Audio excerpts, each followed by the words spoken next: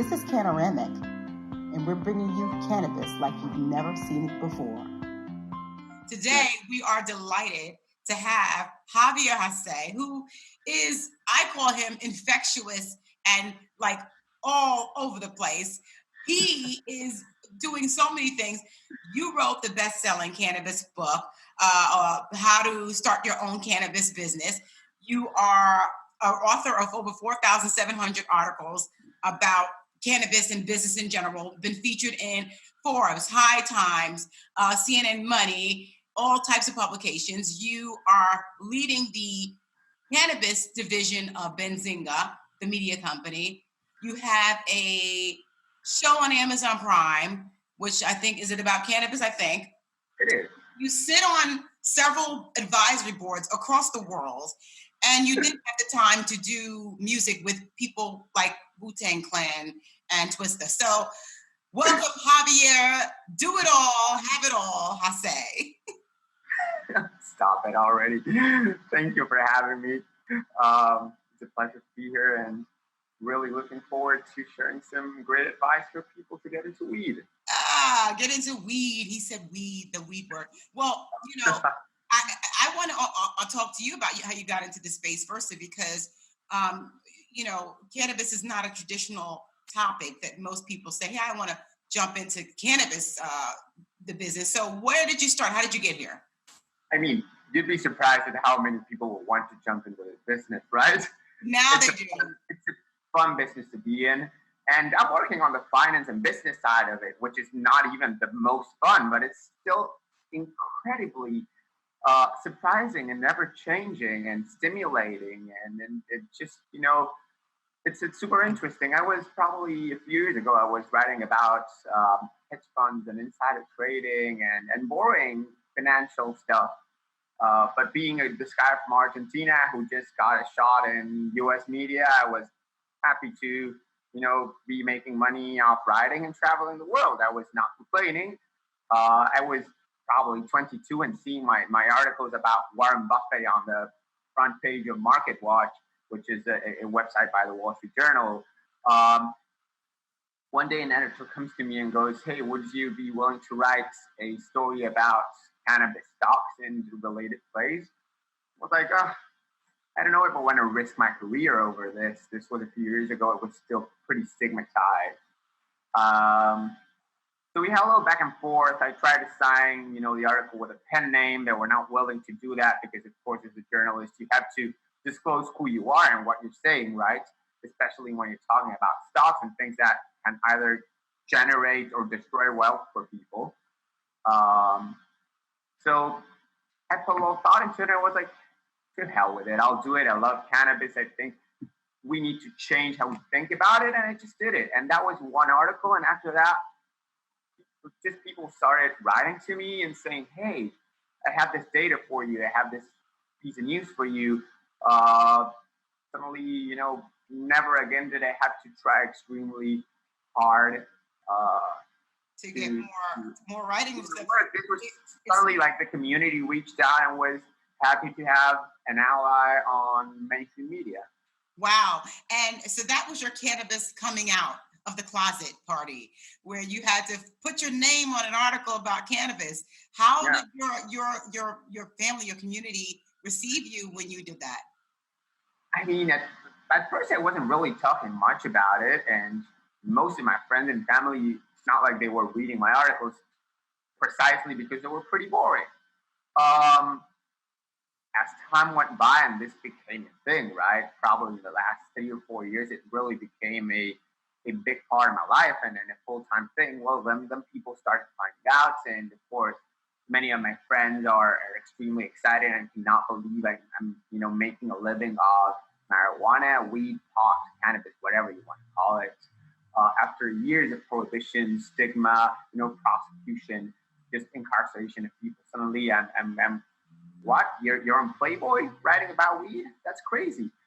And my parents, I think they were very supportive as well. And they're not people who consume cannabis. They're not people who are, you know, especially pro cannabis, but they were open to it. And they heard me out, and you know, I explained why it was a great thing and why it would drive the economy and job creation and contribute to racial equality and gender equality and medicine, and would help kids and pets and veterans and all of our grandparents, and And they they were on couldn't board. I mean, deny it's just one you. of those stories that if you tell it right, it's, I mean, you don't need a lot of talent to tell the story right. It just kind Right. of tells itself. So you presented them with the facts, and they could not deny the facts, and they had to Exactly. accept you as their cannabis son. So you wrote this book, and it became a bestseller. And you really talked to, I mean, I was looking through some of the book. Unfortunately, I didn't get a chance to read all of it, but it has tons of references, tons of people that you interviewed. How many people did you interview to do this book, and how difficult was it? I don't know how difficult it was. Again, I enjoyed it very much. It was a challenge. This was my first book, and I'm not a native English speaker, so it wasn't as easy. But I don't know. I mean, I just had a full Rolodex. I got a call from Entrepreneur Media one day saying, "Hey, we want you to write a book about cannabis business. We see your work.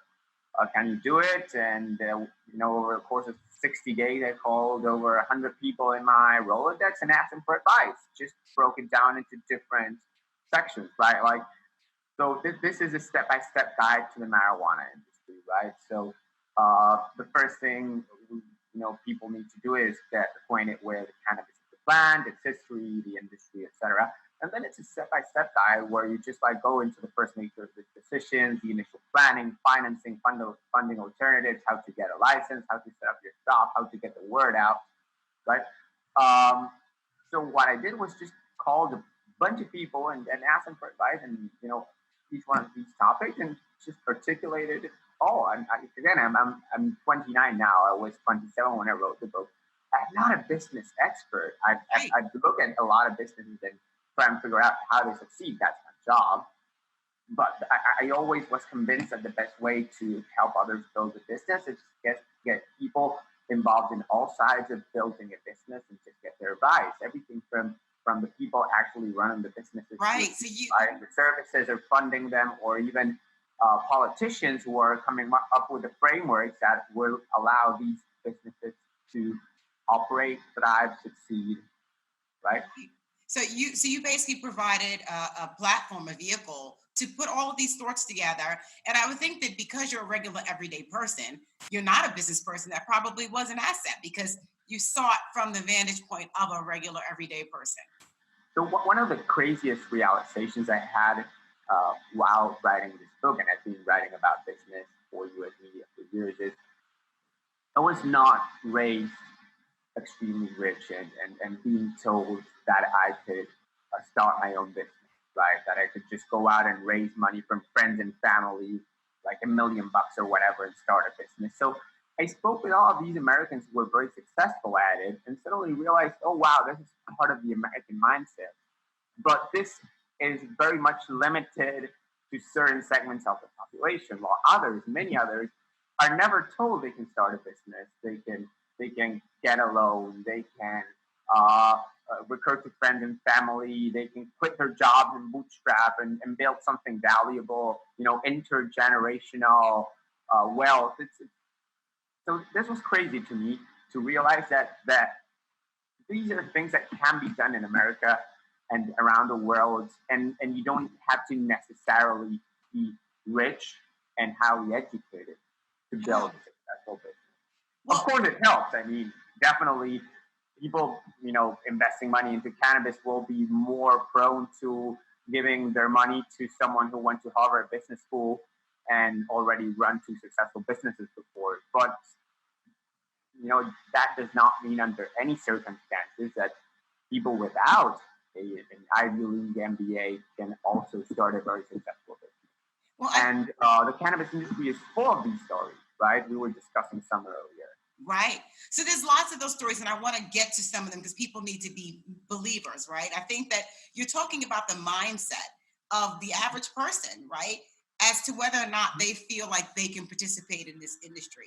You talk about people who have been trained to think that they already have access because they're well connected. So you're saying that the cannabis industry is to some extent a ground floor opportunity for everyday people, and you want to elucidate people as to how they can do it. Now, let's talk about the industry. How big is this going to be? What's the expected economic impact? There's a bunch of different estimates at the time. Most of the more established financial and research institutions around the world who come with estimates for other industries and such are not, issuing estimates for cannabis. Slowly, some bigger firms are getting in, whether that's Bank of America and Merrill Lynch last week coming out Wow. with a report on the cannabis industry and billions it will be worth in the next few years, or Deloitte, which is one of the biggest companies in the world, and Nielsen, famous for measuring TV ratings and such, getting into cannabis to provide insights on consumer packaged goods. So there's no one estimate, but just to ballpark it here, I took several different estimates from big firms doing work in cannabis. It's estimated that approximately $10 billion in cannabis, if I'm not wrong, yep, $10 billion in cannabis was sold legally in the US alone in 2018. Wow.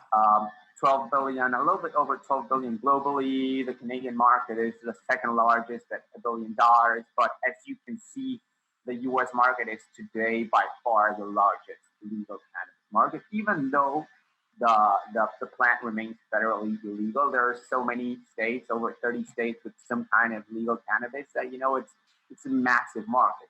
Right. So with just being a small portion of the states and of the areas that are able to be in the business of cannabis, the projections are so high because we're not even anywhere, and we haven't even gotten to legalization yet. No, and more recent estimates have placed the global cannabis industry within the next 10 years at $150 billion, $200 billion, even $300 billion. I mean, we're talking about hundreds of billions. This is an industry that is here to disrupt pharma, that is here to disrupt alcohol, that is here to disrupt tobacco. And the establishment does not love disruption. But this one here is not just for the sake of disruption. This is here to change lives, right? So you mentioned, it's funny you mentioned that Bank of America, and I think you said Deloitte and a few of the established financial institutions just recently issued some report on cannabis. Mm-hmm. Meanwhile, these same companies, because of the FDIC, are not lending to businesses. Oh yeah, are in cannabis. So what is that about? Well, that's one of the biggest challenges that cannabis companies face nowadays. The situation is a little bit better in Canada, where some of the bigger banks are already getting involved. But as things are today, in the U.S., cannabis still remains federally illegal, right? Mm-hmm. Even though more than 65% of the population supports legalization, even though it's grabbing billions, even though it's grabbing hundreds of millions in taxes and creating, there's probably 300,000 cannabis jobs nowadays, right? Last week, New York Times came out with a very popular and successful article where they said, weed, cannabis, pot, marijuana, call it whatever you want, maybe just call it a job machine. That wasn't the title, right? So I got lost. Well, we were just talking about how these institutions are now. So the thing is, this remains federally illegal, which means anyone participating in the cannabis industry is susceptible to federal prosecution. Of course, this is not very likely. We have not seen a lot of it, but big banks don't want to take the risk. I mean, for them, it's not worth it still to take this risk to lend money or even ban cannabis businesses. Many cannabis businesses are just kicked out of their banks. Of course, there's, again, no access to credit. Interestingly, there's a bill in Congress, actually now it's in the Senate, and it's very close to passing, called the Safe Banking Act. And what the Safe Banking Act would do is allow these banks to get into the cannabis industry safely. And we've seen like several. It's been revealed in the past couple of weeks that Citi is interested, and that several major American banks are now spending money lobbying for the cannabis related regulations and laws. And the support in both the House and the Senate for the Safe Banking Act has been massive. So that's going to do a lot for financial inclusion, which is a big topic for you. I wanted to ask you about the success rate of cannabis businesses, because I think that when I'm looking to get into business, you know, we always hear it takes 5-10 years for most businesses to be able to turn a profit, to break even, or to be successful. In your book, you wrote in 2017, cannabis businesses declared that 55% had hit or surpassed their break-even point within 1 year. In many industries, as we talked about, it takes 5-10 years. Why is the cannabis business so unique in creating success within 1 year? I mean, nowadays, probably times, the time frames have changed a little bit, but it's still a nascent business, right? There's a pre-existing demand for a product that many of us know, and suddenly it's going legal. So you don't have to build that market. You don't have to create the new consumer. Of course, we want to create new consumers and get cannabis to a lot of people. We're not going to a black market or illicit market dealer to buy cannabis, right? My mother, my grandmother, whomever, right? But what has been happening so far is cannabis businesses grow more quickly than most other businesses, because it's a new thing, but it's a new thing only legally and in the markets, but people know about it and want it, right? And this does not only apply. We're talking about this before starting this call. This not only applies to growing cannabis, to selling cannabis, right? We were talking about how the cannabis industry encompasses a lot more than just growing weed or selling weed or transporting weed. There's a lot of ancillary businesses. Think anything from providing physical security to a software provider, to insurance providers, to paraphernalia, to people making rolling papers, to people hosting cannabis themed events, or parties, or I mean the list goes on and on and on. And again, all these businesses kind of came out of nowhere 5-10 years ago. No one was thinking this could be something they could do legally. Most people weren't, actually. Some people, of course, were. So this is probably why cannabis businesses have grown so fast up to this point. We're still seeing accelerated growth. It's slowly slowing down, and there's a lot of big money coming into the space. So, of course, that is changing things, but still there's a lot of uncharted territory. There's a lot of things, loads of things that have not been invented yet or have not been produced yet. Wow. And they will grow quickly. 1 year ago, no one was really talking much about cannabis beverages. Now they're like everywhere. CBD 2 years ago was not a big thing. Now you go to any pharmacy in the US or Canada and you just find it. It's like CBD and everything from lotions to hummus, right? It's just like it's so all these things are still like there's a lot of greenfield opportunity in the space. A friend of mine, for instance, recently started a cannabis infused wine brand. So what they do is take the alcohol of wine and infuse THC. So it tastes exactly like regular wine. It gets you high, but you don't get drunk, so you don't get a hangover the next day. Wow. I was not thinking about that 2 years ago either, right? And most people were.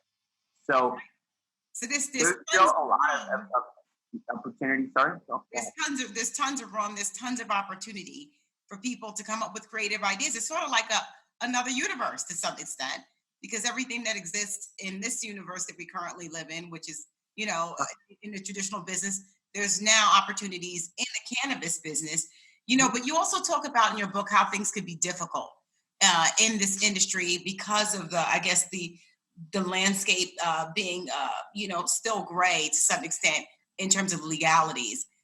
It's a lot of opportunity, but what are the difficulties that some businesses need to be understood? Well, yeah, this is as you say, this is a business that can be very profitable. It can be extremely rewarding, but it's very hard to navigate. Of course, you brought up funding. That's one thing. You can go to a bank and get a loan. So starting a business is hard. Most people in the US can't go to friends and family and just raise $1 million or half a million bucks. So you either have to find money from alternative sources, and there are several ways to find money legally. Just to be clear, uh, um, and then there's also options to just like start a business without a lot of money. Beyond the funding um, challenges, there are many other challenges, for instance, related to compliance. So even in states where cannabis is legal, regulations are super hard. People often confuse legalization with a free-for-all thing, right? It's legalization means regulation. When you legalize something, you tell people how they can do it, Right. right?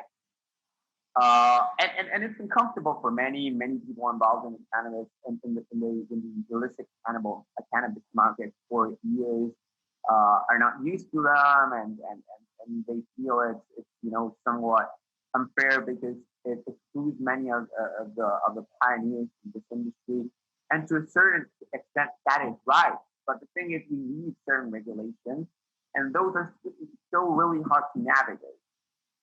The reasons may vary, right? But if you come to think about it, legalization, just swept across the U.S. in 5 years, right?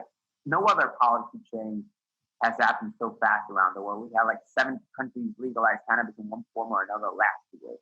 So regulations are adapting and they change constantly. And as we discover things that need to be addressed, 2 or 3 years ago, maybe we weren't talking much about pesticides or testing or packaging. Now all these things are starting to emerge Right. because we're becoming an established industry. So that's another thing that's really hard to navigate. Compliance and regulations, they change all the time. They're hard to follow. One of my favorite pieces of advice I like to give people whenever I speak at an event or sit in a panel or do these sorts of shows is it's never too early to get a lawyer and a CPA or an accountant, right? Those are two things that, even though they sound a little bit expensive, even though you might think it's too early, it's never too early to find one, right? The legal and accounting mistakes cannot cost, can cost you thousands, tens of thousands, even millions down the line in the business, and can in occasions mean you lose your business completely, right? So that is one of the biggest challenges people face is compliance, right? How do I adhere to the law? How do I make how do you do things right when what's right and what's not in an industry that is still nascent is in many cases unclear. Right. And changes not overnight, but within weeks. Right. So you're saying that besides the financial issues with the banks not lending yet, you've got issues with legality, compliance, understanding all of those things, accounting. And you're saying that any business needs to put that, especially cannabis businesses, need to put that at the forefront and spend that money to get a lawyer, an accountant, and people who are very well versed in the cannabis space specifically. Exactly. Mm. Yeah. So let's talk about some of the other markets, right? Because you mentioned that a lot of people, when they think of cannabis, and this is just, I would say myself included, I have some land in the South in the United States. I'm thinking, oh my God, I'm going to grow cannabis. I'm going to grow hemp, right? And that's where everybody's like, oh, they automatically think that they want to be growers. But there's so much more to do. So let's talk about other markets, ancillary businesses that you're seeing opportunity in. Definitely. So, as you say, there's much more to the cannabis industry than just growing or selling cannabis. Actually, those are probably some of the most capital and expensive segments in the industry right now. It's expensive to set up a grow. It's hard to get a license, and it's getting harder and harder, right? Because a lot of money has been pouring into this industry. Last year, cannabis companies raised over $13 billion. That's billion with a B, right? And most of that money went into cultivation and retail, meaning now there's like giants like Altria, the maker of Marlboro, or Constellation Brands, the maker of Corona beers. They have multi-billion-dollar stakes in the cannabis industry, and they're betting on growers, right? So that particular segment of the market is a little bit saturated. It's a race to the bottom in terms of margins, but there are many other verticals. I would like to find it. I had it somewhere in my book. Maybe I find it really quickly. I had a list of like a laundry list of, I don't know, like 30 business ideas.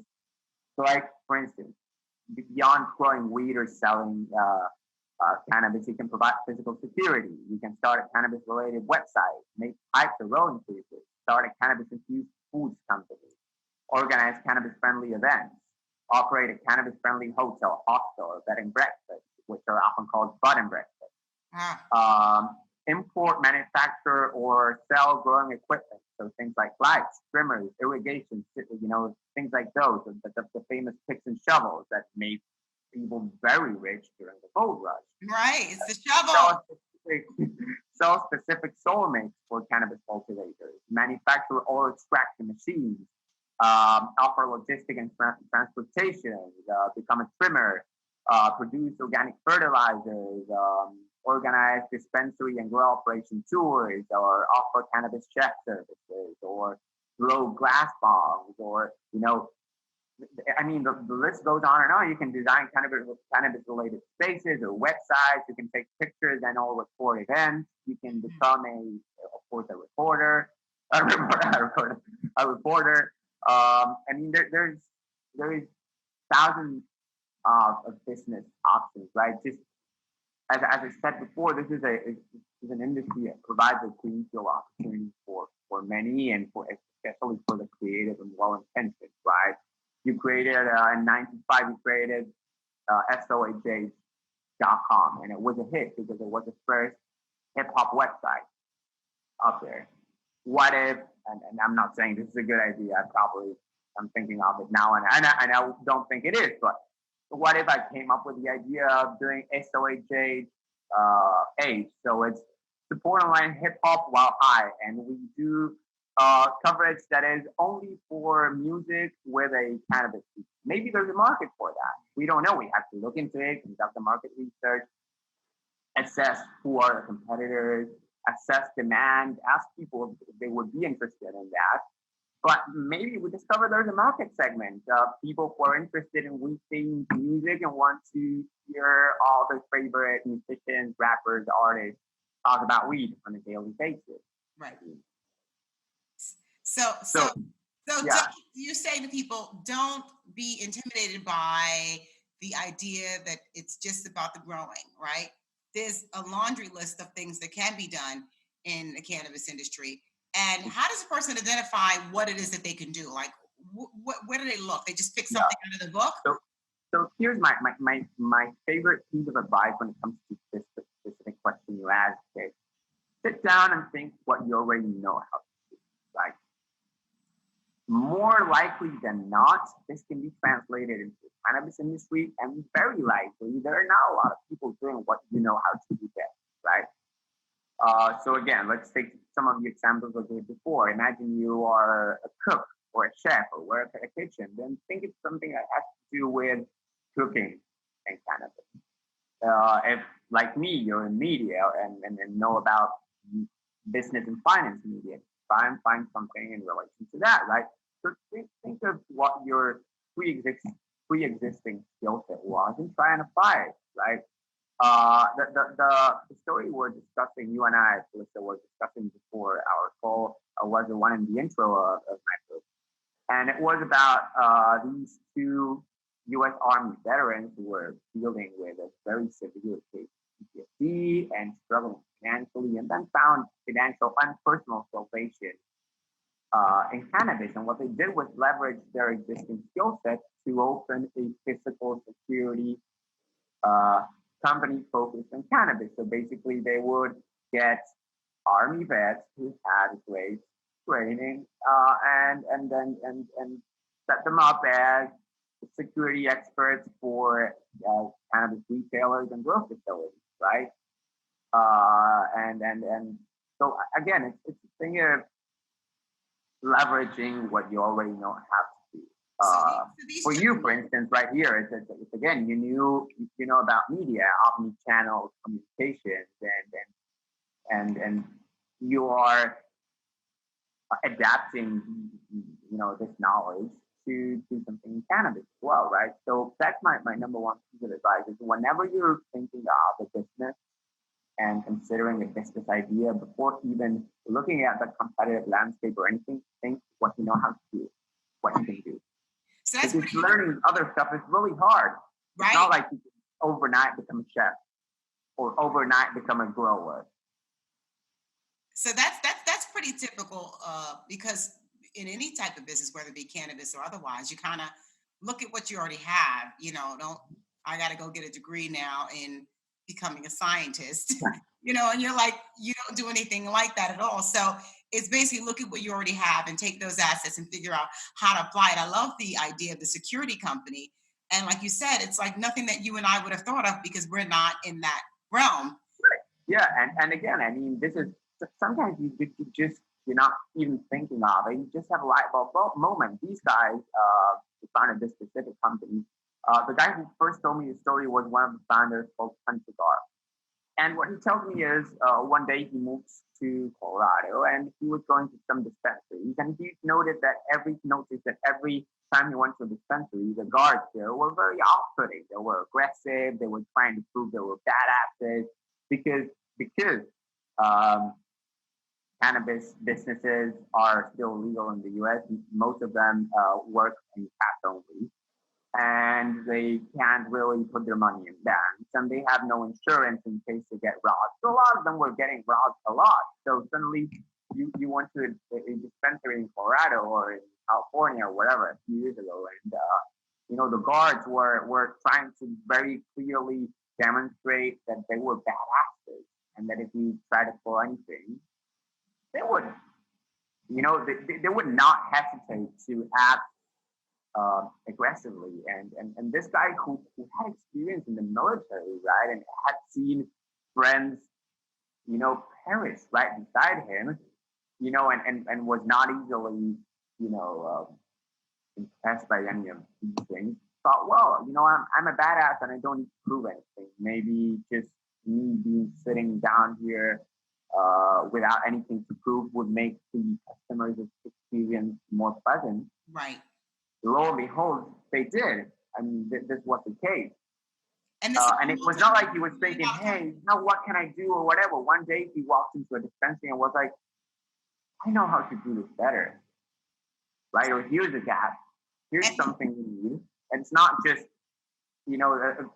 security personnel should make people feel safe and secure. Not just the bartender, but the customer as well. If you have this guy looking at you with a crazy face, with a gun, you're not sure he knows how to operate. I wouldn't feel great while acquiring my medicine. Right. That's not where you want to get your medicine from. And you said these guys are making $1 million a year now. Yeah. Wow. So those type of stories where people are repurposing their current skills and abilities and translating them into the cannabis space. You quoted in your book as well the ex-president of Mexico, Vicente Fox Quesada, mm-hmm. And he talks about benefiting. His quote is, "Why benefit vicious drug cartels when hardworking Americans could be the ones reaping the economic benefits of cannabis production?" He says legalization is the way to stop violence and turn into economic prosperity. It makes a lot of sense, yet, oftentimes, and what we're already seeing is the prosperity is happening in communities that are already prosperous, right? So the people, mm-hmm. the companies that have the money are the ones now who are getting in the cannabis space, building and locking down sections, whereas the people who were on the streets selling in these communities and who were ravaged by, you know, the criminality of it and went to jail, these people are languishing. And then what you see is that there's the black market that they existed in, these communities had, even though it was bad for the community, it actually was a market, right? So people were being paid and they had income. When you have legalization happen, that income is going to be siphoned away from these communities. So what does financial inclusion look like? Like, how do hardworking Americans keep these economic benefits? Those in minority underserved communities, how do they take hold of this opportunity? Well, that's a complex question, right? And probably the topic of this session here. Right now, for instance, let's take Black people. Recent surveys show that about 1% of all legal dispensaries in the U.S. are owned by Black people, and only 4% of all cannabis businesses are owned by Black people. However, African Americans were suffered probably the largest consequences, along with Latinos, the largest consequences of the infamous war on drugs. Right? Even though consumption levels were very similar between most ethnic groups, a Black person was 4 times more likely to get arrested for possession than a white person.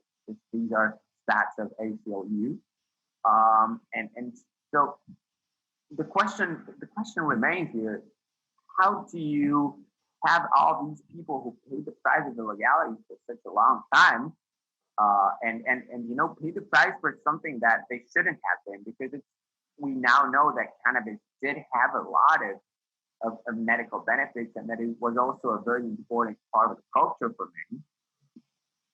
How do you ensure these people are not left out? And so far, we haven't really found the perfect answer. For me, it's important to understand that people can still make it in the industry, even the unlikely ones. This is an industry that loves the underdog as much as it loves the Wall Street type, right? So this is an industry that does welcome people who are often denied of an opportunity. There's also many cities and some states who have come up with what they call social equity programs. Social equity programs ensure that certain ethnic groups, racial groups, or economic segments of the population who, again, were criminalized for cannabis use or distribution for a long time, now get a priority or quota when it comes to cultivation licenses, to retail licenses, or even business opportunities, funding, and sometimes even mentorships. And some of these social equity programs do things like teaching many of the people who are jailed for safe possession and basic business principles, how to run a business, or but there's a lot of work that needs to be done. Right. The one thing I want to highlight here is there's certainly space for all these people who have been excluded from wealth creation and intergenerational wealth creation, or to actually get into the cannabis industry, prosper, thrive in this space, and build something that is valuable, and they will find support from the industry and the cannabis community. So you're saying that this community is inherently supportive and welcoming, that, people who have been, negatively impacted in the past, those communities, the African American, Latino communities, should be the ones that have an opportunity for financial inclusion and social equity, and that programs across the country are providing, I guess, a head start or incentives, including mentorship, because I think that that's a big piece you talk about in the beginning of our call, that a lot of folks don't even have the mindset where they think that they can be entrepreneurs and they don't know what to do. So you can provide the opportunity, but if people don't know how to do it, that's neither here nor there. So the mentorship piece is a big piece that's also needs to be, Yeah, I mean, even I can tell people a million times, hey, you can start a business, hey, you can start a business, hey, you can start a business. Yeah, maybe you get the idea, but how do you do it? What's the next step? Because even myself, having written a book, right, about how to start a cannabis business, whenever I sit in front of a business plan that someone brings me just for help, right, I'm not starting businesses myself, but people often come to me and go like, hey, this is my business. Do you have any feedback? I'm often like, confused and perplexed as to what are the next steps, right? How do you, because again, even people will tell you things like what you should be doing. Hey, conduct market research. How do you do that? What's market research? Who do I ask? Do I ask my friends? Do I ask people on the streets? How do I learn all these things if I can't afford a university degree? Do I get a job? Who will give me a job? Do I have a criminal record? Am I allowed to work in the cannabis industry with a criminal record? Which criminal records will allow me to do it and which ones wouldn't, right? So all these things, it's important that we spread this information and that people know that there's a lot of support networks and just honestly, I would exhort people and incentivize people to just reach out. Right. Just reach out on Twitter to me and ask me. I will gladly direct you to stories and articles and materials and stuff. I mean, there's a vast, as I mentioned, this is not only an industry, this is a community, and there's a lot of people willing to support you and help you, guide you. Right. And there's resources out there that can also help you do that. So be forthcoming and take some initiative, and you can get the support. Be willing to learn, be willing to take the necessary steps that people are willing to help you. And also, I'd say beware of scammers. I actually just heard on the radio yesterday an ad for people who are interested to be in the CBD and cannabis business, inviting them to come to some workshop or free workshop, etc. There's going to be a lot of that because this is a new booming industry. Oh yeah. I mean, it's another thing we just need to be careful, take care of each other. I mean, if you see something that really looks sketchy or you notice people are taking advantage of the hype and just trying to sell the proverbial snake oil instead of actual lab tested CBD oils or whatever. Just like we need to take care of each other and call them out, and then because this is an industry that very recently acquired mainstream acceptance, right? So we would not want a few crooked players to change the story. Beyond any profit you can talk about, that the main thing here is the patients, the people who really need this to survive, right? To overcome disease, to battle with childhood onset epilepsy, to treat symptoms related to cancer and chemotherapy, to treat, all kinds of ailments, like super extremely grave ailments. So this is something we really need to be careful about and take care of the people who are both, wanting to get involved or participating in this industry. Yeah. So we've got a lot of work to do here to help people to find their way. And you have invited folks to reach out to you at Javier Hasse on Instagram. You've got your book. The book is actually on the front page of Cannaramic. You can get a sample chapter of the book, which already is loaded with tons of information for folks to be able to get started. And I guess people just definitely the first step there. Yeah, I mean it's already loaded with information, and people need to just take the necessary steps. Be cautious and be willing to learn and be willing to be resilient, because this is a long journey ahead. I thank you so much for all you're doing. We got to have you back because we need to talk to people more in depth and really give them some real guidance as to what they need to be doing. Thank you so much for all you do. And I think we've shown cannabis in a way that people have never seen it before. By the way,